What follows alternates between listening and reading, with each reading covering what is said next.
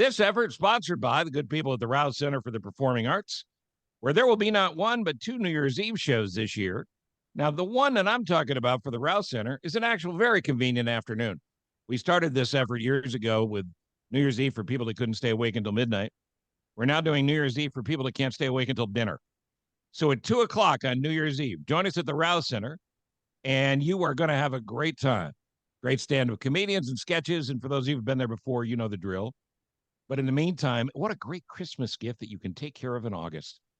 Yes, you can order your tickets right now, and I hope you will. RouseCenter.org, R-A-U-E Center.org. That's RouseCenter.org. And check out their schedule of all the great stuff they have coming all fall long and into the early winter. But don't forget, New Year's Eve, Steve Cochran. Ooh, this could be the last one. You know me, I'm aging like a banana in the sun, so you don't want to waste too much time getting your tickets. RouseCenter.org.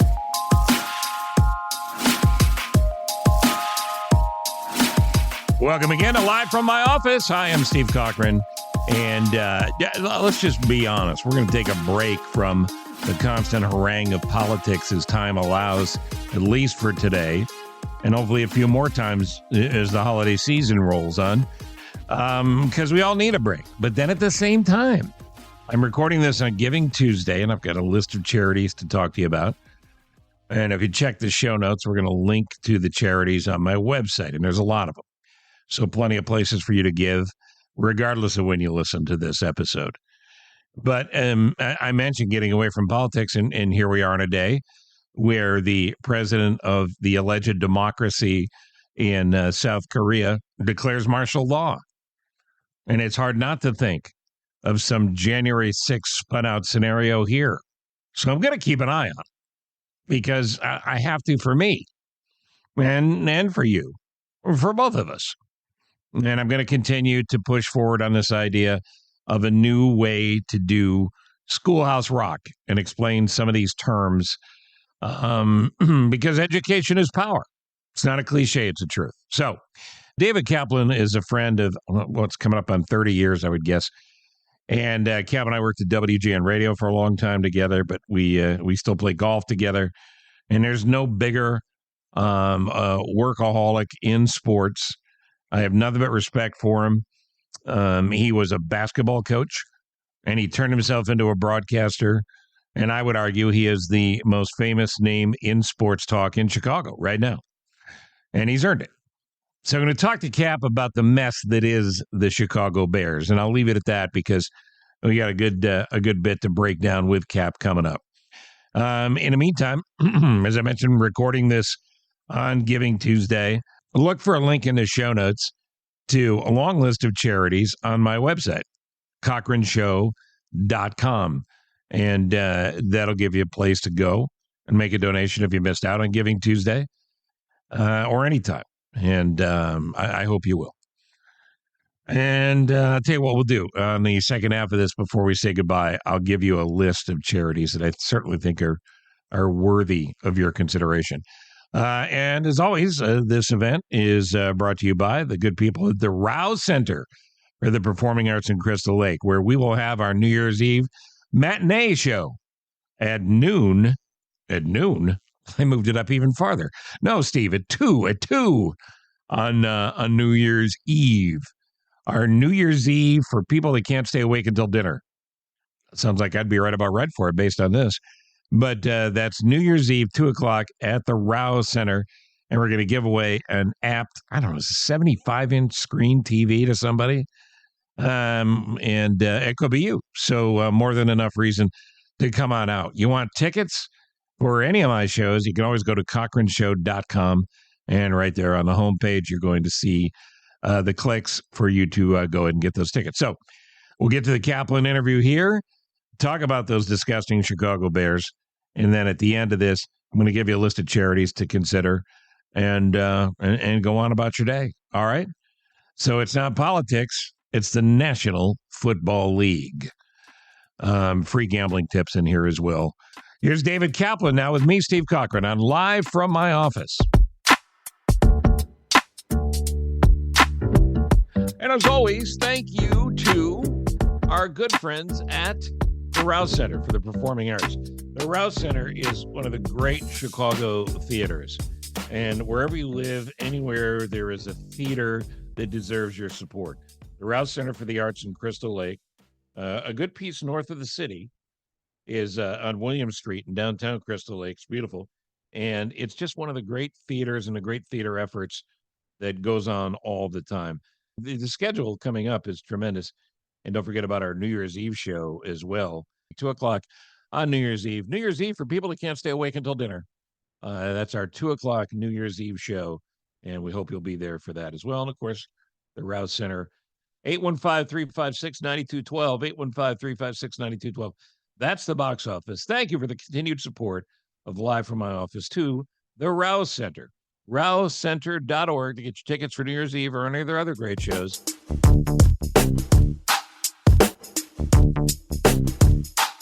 You know, I'm lucky in life. I have a lot of good friends that I can call on in a time of need, and I need some Bears information. There's nobody better in sports and really in life than the great David Kaplan. Capper, thanks for doing this. Stevie, what's up, my guy? I think back to all our times together, whether it was the golf course, the Mancathlon, which was a bunch of events, or doing the sports on your awesome radio show. Yeah, unbelievable. I just got to say one thing about the Mancathlon. At one point, you and I decided, before it was scientifically known to be a horrible idea, we would drink as much water as we could to see who could put down more water without peeing during the show. That almost killed both of us. It did. And then shortly thereafter, some other show did that, I think in Michigan, somewhere in the country, and the guy died. Yeah. Literally died on the air. And I'm like, oh, my God. One more tip for the kids. We also used to play a lot of a course called the Glen Club, and hello to Emil Esposito, the great Emil. And we decided we would race back from the Glen Club. First person back to downtown Chicago in the Tribune Tower would win that Mancathlon event. The owners weren't that Almost impressed. Got us fired that day. Mary June Rose went nuts. And hi, Mary June. All right, buddy, let's talk about these Bears. The obvious story that everybody's focused on isn't the big story in the NFL by any stretch. But Chicago has got to have a coach that'll last, a coach that can represent this team. And I'm hearing rumors that they're looking for somebody who sounds more Ditka-like, more Chicago-like, more Hallis-like, a big man in the room. Is that right? They are, but, talk is cheap. The leader of men type, I'm not sure that they're prepared to have that type of coach. And I don't even know if that coach currently exists on the open market. Like if Mike Tomlin was a free agent, go get him. He's amazing. Right. Be careful what you wish for if you're the McCaskies, because the way they have run that business, and I'm not talking about the business side because they're worth $6 billion, the franchise. I'm talking about the way they have run their football operation. Since George took over in 2011, they've won exactly 0 playoff games. 0. We're not even a wild card game. And the hirings from picking Mark Trestman over Bruce Arians, forcing Ryan Pace, then the GM, to have to hire John Fox when he wanted to hire Dan Quinn, then hiring Matt Nagy, but handing him Mitch Trubisky after you passed on Patrick Mahomes because you had a flawed process and your GM didn't trust your head coach, so they never talked until the deal was going down. I mean, just asinine. To Eberflus, to how it's all jumped the tracks. Yeah, they better be careful what they wish for, because the right guy, if he's available, oh my God, he's going to force them to be really uncomfortable. Yeah, well, but that's something too. Is there a problem considering the way the press conference was handled? Eberflus does a press conference, then he's fired. Cap, I've been fired a lot of ways, but never quite like that. And they just can't seem to get anything right. So there was a rumor for years, and God bless Virginia Hallis. I hope she lives to be 200 years old. But at 100 plus, the rumor was always, when Virginia Hallis eventually passes, that there would be a race to the cash window to sell the team. Is that just talk? I keep hearing that's just talk, and that they have zero interest in selling it, and they're going to figure out their tax issues. And she's a lovely person. Yeah, she really is. Lovely person. She's not the one making the decisions here on the football coach, right? But they run it like a mom and pop store as opposed to a corporate business. And when everyone else, your competition, is running things one way and you run them another, that's why you're in dead last again in the NFC North. And they may have gotten the quarterback right. I like the GM very much. When your GM comes to you after the Patriots game and says, hey, I'm firing the coach, and you're told by George, no, you're not. Well, that's just insane. You've got to let your general manager generally manage the football team. If not, why'd you hire him? Yeah, I mean, the most effective franchises in football do one thing, right? They hire the right people and they let them work.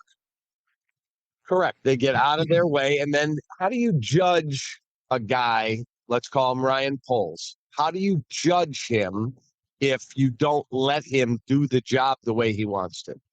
Very fair. And you like Poles, right? I mean, you know him well. I do, a lot. I like him very much. Does not mean he hasn't made mistakes, but even Theo Epstein said to me, you can be accurate like 57% of the time as a GM, you're going to be one of the best in the industry. That means if you take all the moves, whether it's a small move or a big move, and you add them all up, you are not going to bat 80%. No Right. GM in the history ever has, whether that's trading for Chase Claypool or drafting Velus Jones or hitting a home run on the trade you made to get the rights to Caleb Williams. I mean, it's just they got to get out of his way and let him do the job, or you shouldn't have hired him. Yeah, you talked about passing on Patrick Mahomes. Unbelievable miss, gigantic miss, but a huge miss as well with Quinn being up for grabs, with Harbaugh being up for grabs. And there was a lot of talk maybe he'd want to come home to Chicago and all that. We don't know who's going to be available. We know there's at least 3 or 4 other teams that are going to want to hire him. We know Jerry Jones will pay through the roof if he makes a move on McCarthy. Are the Bears in the position of maybe 4th of the 4 coaches' openings? I would say that the Bears' job in and of itself, of the talent that's on the roster, with the quarterback in place and only in his rookie year, I think that's the most attractive of the openings right now. New Orleans is looking for a football coach. The Jets are looking for a football coach. Neither have a franchise quarterback. The Bears having Caleb and a bunch of good young players, they're going to have between $65 and $80 million in cap space, depending on how they manage it. There's a lot to like about what's going on there. But again, if you're Ben Johnson and you're the number 1 candidate on the market by a lot of people's metrics, do you look at it and go, look at all the good football people that go in there and they all leave like my partner Jonathan always tells me, a dope with a B on their hat. That's it. I mean, Ryan Pace wasn't stupid. Right. But you get verified by going in that building. And they need to be with someone who makes them uncomfortable and fixes their lousy process of how they run a football team. Do you know anything about McCaskey that would indicate to you that he'll get it now and he'll back off? No, I do know, and he won't. There's no reason to have any faith in that at all. No, why should this be any different than the lousy process that he has gone through to arrive at certain conclusions? For example, they brought Chris Ballard in. He's the GM in Indy. I'm not telling you he's the greatest GM ever, but he was the guy they had identified, a former Bears scout, that they wanted as the replacement for Jerry Angelo. He walked in, literally sat down. George's question to him was, okay, I give you this job. What's the first thing you're going to do to fix this team? He said, I'm releasing Jay Cutler like 8 seconds after I signed my deal. He's the black cloud over the organization. We do not need him any longer on this roster, and we'll rebuild it. And George said, no, you're not. Absolutely not. That's not happening. We're keeping him. He said, well, then I'm out. See you later. And he left. That was it. So does George think he knows football, or does he just know that he's the guy with the money? He knows he's the guy who's the ultimate decision maker, because we play a tape of him literally every day on my radio show on ESPN 1000, where it's George saying, I'm not a football evaluator. I'm just a fan. But he is a football evaluator when it comes to decision making, whether that is how you fly Dan Quinn to Chicago in a coach seat because you don't want to spend the money on a first-class ticket, or you don't have the ability as a GM to jump on charters whenever you need one. How does a multi-billion-dollar franchise, okay, George doesn't own a plane. I'm not saying he should. How do you not have a NetJets account? A NetJets account. Exactly. You put some money in there. You're a $6 billion franchise. You say, hey, NetJets, put this $500,000 into a account for us and let us know when it runs down, and we'll add more. Right. It's literally insane. Right. And they'll also throw you a free flight or two if you do that. But why use a coupon if you don't have to? I think it goes to the larger thing here. And I want to remind people all the things you're doing, not just the radio show, which is great, but your YouTube channel and everything else. But before we get to the blatant plug, which I'm good at, the Bears, we're in Thanksgiving and Christmas. The Bears are ultimately, we love them, but we're so disappointed in them. And we're so disappointed in them not being able to come to dinner without ruining the dinner for everybody, or to ruin Christmas again. So, man, how do we give Bears fans some hope or optimism other than it's football season? That you got your quarterback, truly. For the first time in my lifetime, we have that dude at quarterback. That's how good this kid is. And, I mean, I've asked multiple players with no mic, no camera, tell me about Caleb. He's that guy. He's that good. He is a work ethic guy. He's got a big arm. He's smart, but he's been so poorly coached by Eberflus and Shane Waldron that you're trying to fix all the mistakes that you made. Like when they interviewed the offensive coordinator candidates, they looked at Cliff Kingsbury, who I'm not telling you is Bill Walsh Part 2, but he's pretty good. He is good. And he makes more money as the OC in Washington than Eberflus made as the head coach here by $500,000. They're like, and he's a big personality. And Eberflus was like, I'm not hiring that dude. And it was an Eberflus call. And so they hired this vanilla Shane Waldron, who people in Seattle went, oh, God, he's not that good. Why do you guys want him? We got rid of him. But he was represented by Eberflus's agent and Pohl's agent. And Luke Getsy had the same agent. It's all incestuous. You got to get, and I'm not criticizing Trace Armstrong, the former Bear, who's an accomplished executive as an agent. I'm not criticizing him. I'm saying you cannot be so beholden to one agent that he's basically programming and putting together the staff with throughout your building. You can't do it. No, it's always bad when an agent represents multiple people in the same interest. And it's just ultimately not good for those people that end up hiring. But in the big picture, you got a guy named Thomas Brown. He's the interim. Realistically, everything we're talking about here, when the need for a real hit here, he doesn't have a shot at this job, does he? I mean, if he goes out and the Bears in the final 5 games end up 4-1 and they beat Green Bay or Detroit, there are going to be people saying, hey, we'd like to hire Thomas Brown. Yeah. In my opinion, no, I've got to hire someone who's done it before. That's where I'm at. Now, Ben Johnson's never been a head coach. Is Ben Johnson a great coach? I think so. He's also got the best offensive line. He's loaded with weapons. He's got a great head coach in Dan Campbell, who fixed their lousy culture for so many years in Detroit. So is Ben Johnson the latest guy? Comes in here and is a dope with a B on his hat? Maybe. Matt Nagy came in with glowing recommendations from Andy Reid, Patrick Mahomes, Travis Kelce came here. He was a dope with a B on his hat. Right. Is that because Mitch Trubisky wasn't good enough? Maybe. I don't know. But I would prefer, like, is Bill Belichick, I know he's 72. Where is he mentally today? He's got a 23-year-old hot girlfriend. Is he got more energy tied into that? Does he truly want to coach again? I don't know. I'd have to do all that homework. Well, if he wants to coach again, it's not like he got football stupid in the last year. So, correct. There's that's got to be a consideration. You mentioned a couple things there. Caleb Williams has been unbelievable. But there was a look at Shane Waldron, which everybody saw that pays any attention to football, which is sort of like Melania rolling her eyes at Trump back in the day. But it was like, oh, I can't believe this guy is my coach. yet he was big boy after the game. He never threw his team under the bus. He never threw his coaches under the bus. He's got a maturity that I really, really respect. But he's also got an offensive line that could get him killed. That's got to be the number one thing, right? You got to find people to protect him. Yeah, you got to fix your offensive line. That's my one disappointment with Ryan Poles is you're a former offensive lineman, and I don't think you put enough assets into your offensive line. Like Olin Kreutz has always said to me, you get what you pay for. You go into the car dealer and you buy a smart car. Don't expect it to be able to run in the Indy 500. Right. It's not. Right. You bought a smart car. You bought a Prius. It's not going to ride like a Maserati. Well, top centers in the NFL make about $18 to $20 million a year. Well, we bought Coleman Shelton, who the Rams released 1 year for $3 million. He's a smart guy. He's an okay talent.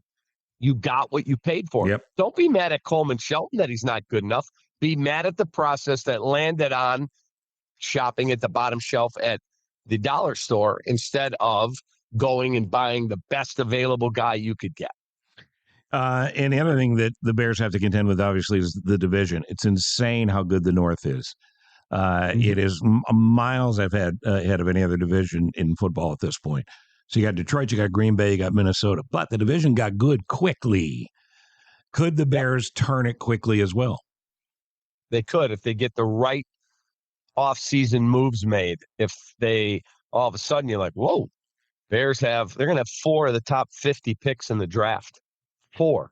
You're going to have about 65 to 80 million, depending on off-season moves in cap space.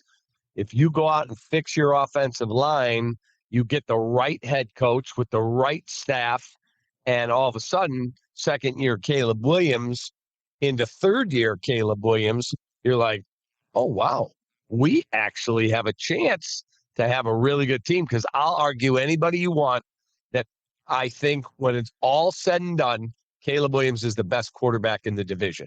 Not today. I get, Jordan Love and Jared Goff are playing good football, but I don't think anybody on those teams at quarterback will end up having a better career than Caleb Williams, if and only if the Bears don't F it up. Yeah, because they've certainly done it before.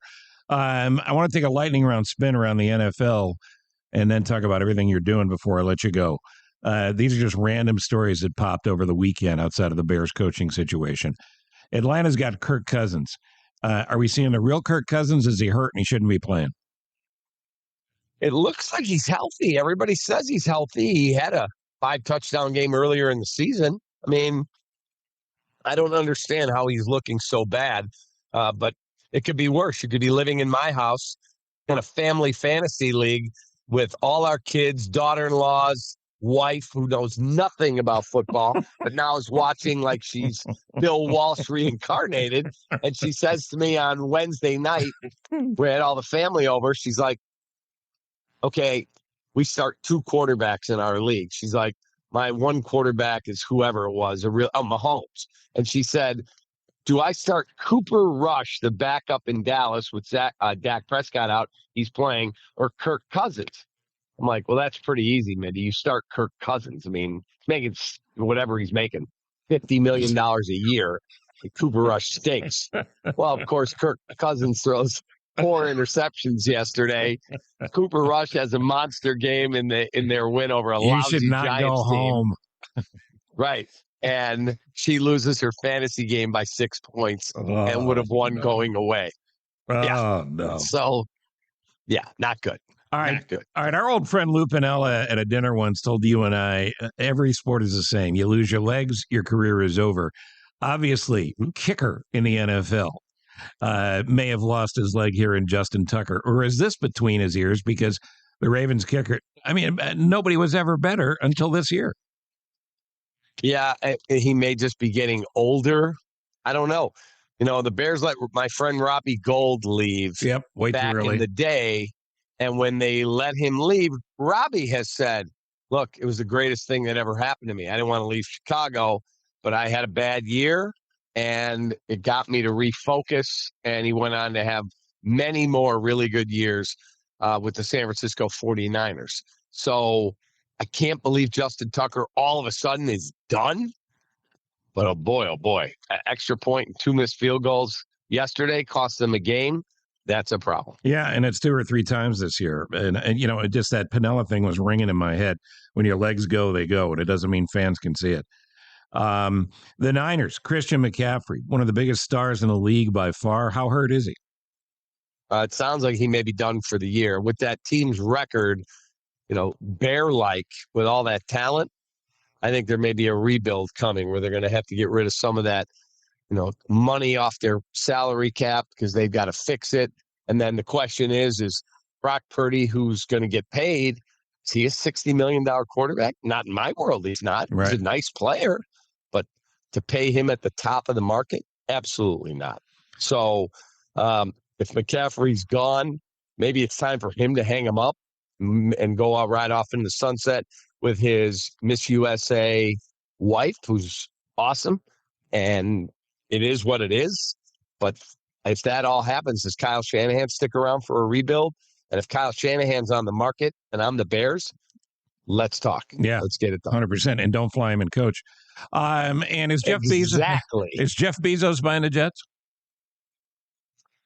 I have not heard that the Woody Johnson family is going to sell the Jets, but I have heard Bezos would like to have a football team.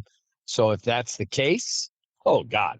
I mean, you would never have cash flow problems, that's for sure. 100%, and that's the big rumor in New York this morning. All right, Bengals, Dolphins, Niners. Who's the most disappointing this year? Bengals, Dolphins, Niners. See, I'm going to say the Bengals simply because they're pretty healthy. They got a really good quarterback. Their team has talent. And then the Dolphins, they lost their quarterback. He got back, and now they're playing better. But losing him, that to me excuses why they struggled for so long. And the 49ers are a train wreck injury-wise. Brandon Ayuk done with an ACL. Yeah. Looks like McCaffrey done, and he missed a huge part of the season before this. Yeah, I would tell you for sure, for me, it's the Cincinnati Bengals. Chargers, Steelers, Packers, Vikings. Who's the best sleeper of those 4? Chargers, Steelers, Packers, Vikings. I would tell you that the best sleeper of those is probably the Pittsburgh Steelers. But, boy, oh boy, it's hard to not also say that about the Los Angeles Chargers. Jim Harbaugh with Justin Herbert, they're playing really good football. Boy, he put life into that team, didn't he? Just unbelievable. He did. Could have been Chicago. The obvious Final Four is Bills, Chiefs, Lions, Eagles. Bills or Chiefs? Bills. Lions or Eagles? Lions. Who wins it? Close.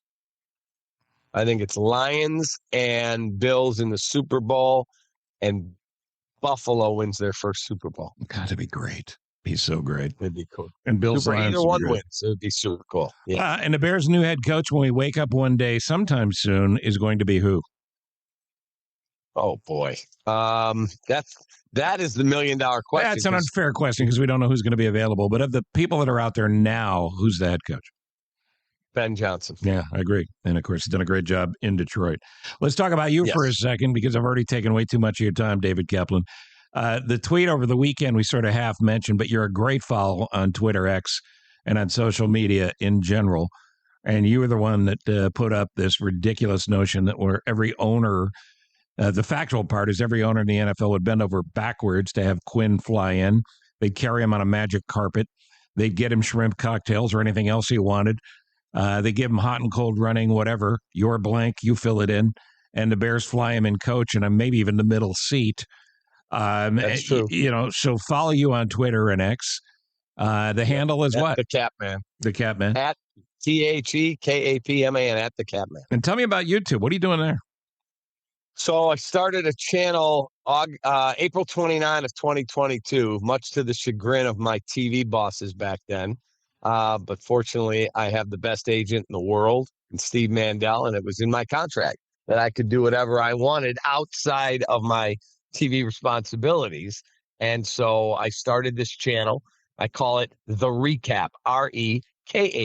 Mm-hmm. And so after every Cubs, White Sox, Bulls, and Bears game, I do like a 4-minute recap of the game in my personable style, I'll put it that way, that might ruffle feathers at the teams, but my loyalties are to the fans. And so, most people, they have their family responsibilities and work and whatever. They're like, well, I can't watch every game. You don't have to. You wake up, get your cup of coffee in the morning and go, oh, how did the Cubs lose? Oh, wow, what happened in the Sox game? And they watch it for 3 or 4 minutes. They go off to work. People go, how about that game last night? And they know exactly what happened.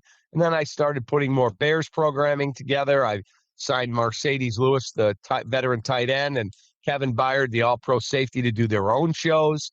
And then I have Olin Kreutz and Tommy Waddle and I do a Bears show, Falco Football Recap Live, every Tuesday night throughout the season. And we're over 210,000 subscribers and growing. Great. And it's been awesome. Yeah, it's great. And I salute you, buddy, because nobody hustles harder than you. And follow Kap everywhere. And, of course, listen to the radio because Kap and J Hood every morning on ESPN 1000. I can't believe you got a 7 o'clock start time. You slacker. I would go earlier. I said, well, I'll start at 5, whatever you want. But that was what they picked. So, yeah, I sleep till I get up at 4:24 every day. 4 because I grew up in a family of 4. 4 because I have 4 sons. And 24 because Mark Aguirre was my favorite player. Well, look at you. And so I get up at 4:24. I take our new puppy out. The other 2 dogs are still sleeping. And then shower, grab my cold brew, and off to work. Well, you're doing a great job, and never thought it would be a situation where there wouldn't be much to listen to in Chicago on the radio. We are now in that, but you never will be disappointed catching Kap and J Hood mornings on ESPN 1000. And by the way, I salute your company, Good Karma, for really committing to radio when everybody else is bailing. Yeah, they're awesome to work for. Craig Karmazon and Keith Williams and Danny Setterman, those are my bosses. They've been nothing but great to me and great to the people in our building. So love working there, love doing radio.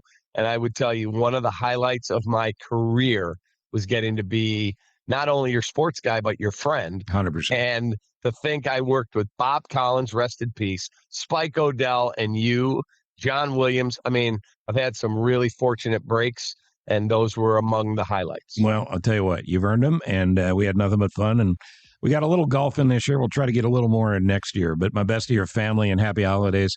And again, thanks for taking all the time to do this. If anything for you, because I love you. You're the best. Love you back, buddy. All right, be well. You too. I'm going to give you a list of charities here, but first let me thank Kap. Kapper's credits are in the show notes, as is a link to a whole bunch of charitable organizations worth your effort on Giving Tuesday or any other day. I'll just give you a sense of ways that I consider these things. Not all the organizations that I put on my website, CochranShow.com, all of those I've either contributed to, helped raise money for, had an interest in, or plugged. So I consider all of them vetted. But they come in all sorts of different flavors and categories. The national big names, there's nobody better than St. Jude's Children's Research Hospital. It's just an absolute miracle what they do.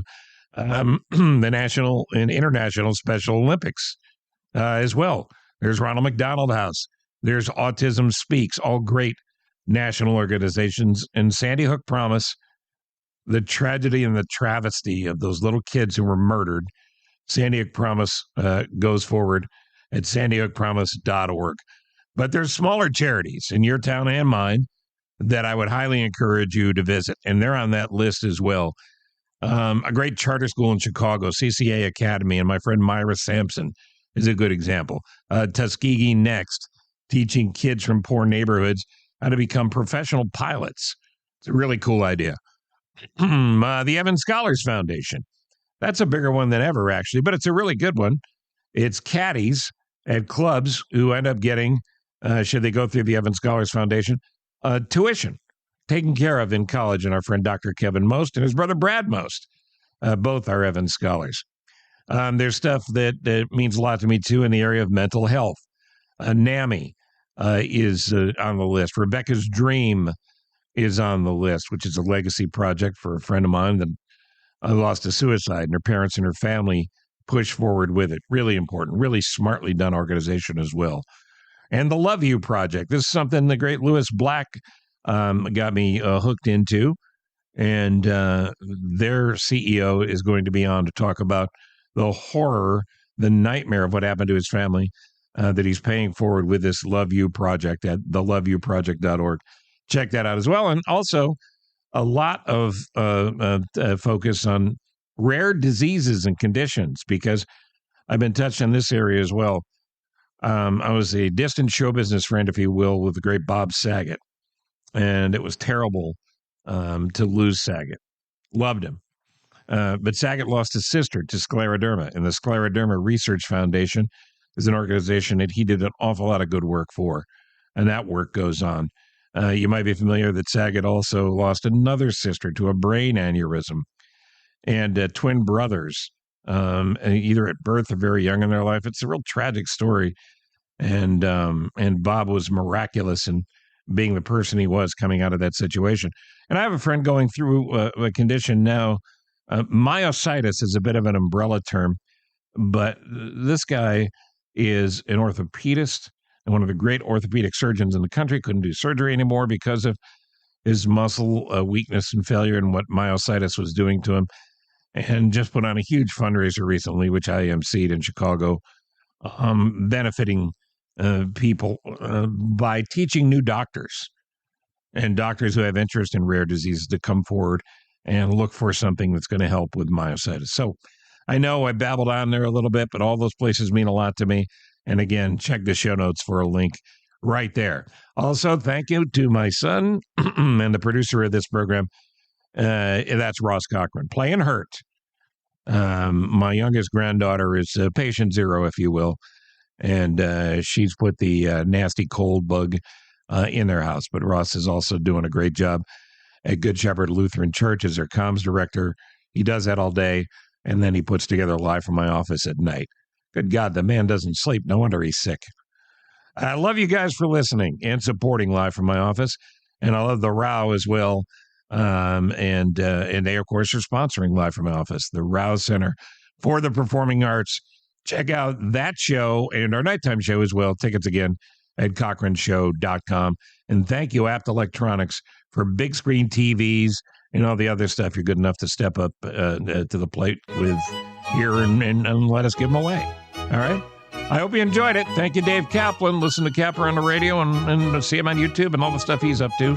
And we'll see you next time on Live from My Office. 30 years plus on the airwaves.